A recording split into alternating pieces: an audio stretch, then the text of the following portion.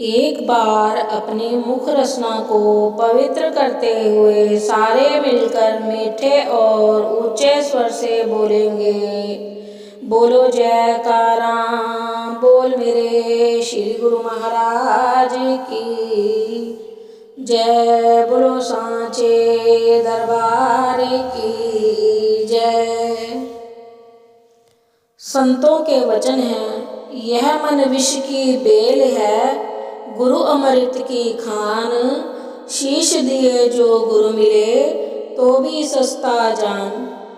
संत फरमाते हैं, जीव के मन को विष के समान इसलिए कहा जाता है कि इस मन में हर समय मोह माया व विषय विकारों के संकल्प विकल्प चलते रहते हैं और अपना जीवन मोह में, लोभ में, परिवार में बिताकर इस बहुमूल्य जीवन को वृथा गवा रहे हैं, जो कि उसे समय के संत महापुरुषों के शरण लेकर उनके अमृतमय वचन सुनकर उन पर जीवन को अमल करना चाहिए है। गुरु के वचनों को अमृत के समान, अमृत की खान कहा गया है।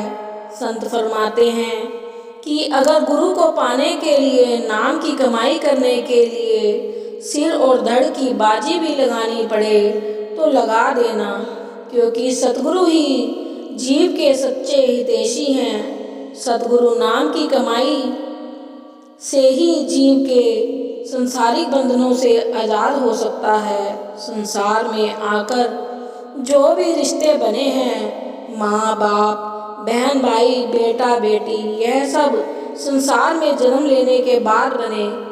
इनमें से कोई भी अंत समय साथ नहीं जाएगा।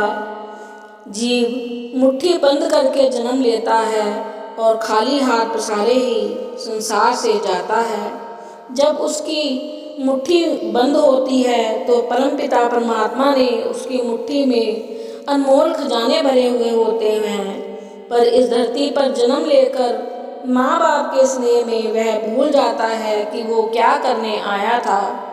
जीव ने नाम रूपी अनमोल खजाने को कौड़ियों के मोल बेच दिया है और खाली हाथ ही इस संसार से कूच कर गया है। जब जीव माँ के गर्भ में होता है तो बहुत याचनाएं करता है कि मुझे यहाँ की कैद से निकालो, मैं बाहर आके प्रभु की भक्ति करूँगा, अच्छे कर्म करूँगा। पर जन्म लेते ही वह बड़े होते होते वह सब कुछ भूल जाता है। सतपुरुष फरमाते हैं और उसे सच्चे नाम से जोड़ते हैं। इसलिए संत फरमाते हैं, गुरु अमृत की खान। जो भाग्यशाली जीव इन अमृतमय वचनों को हृदय में धारण करते हैं, उस पर श्री सतगुरुदेव महाराज जी की कृपा हमेशा बरसती है। संत फरमाते हैं कि जीव को मानुष तन इसलिए प्राप्त हुआ है कि वह सतगुरु जी की असीम कृपा से प्राप्त हुआ है। एक अनमोल खजाना दे करके इस संसार में सतगुरु जी ने भेजा है। सतगुरु फरमाते हैं, यह मानुष तन बहुत भाग्य से प्राप्त होता है, इसलिए मानव तन की संभालना करते हुए श्वासों की पूंजी को नाम की कमाई में लगाना है और शब्द की कमाई करनी है।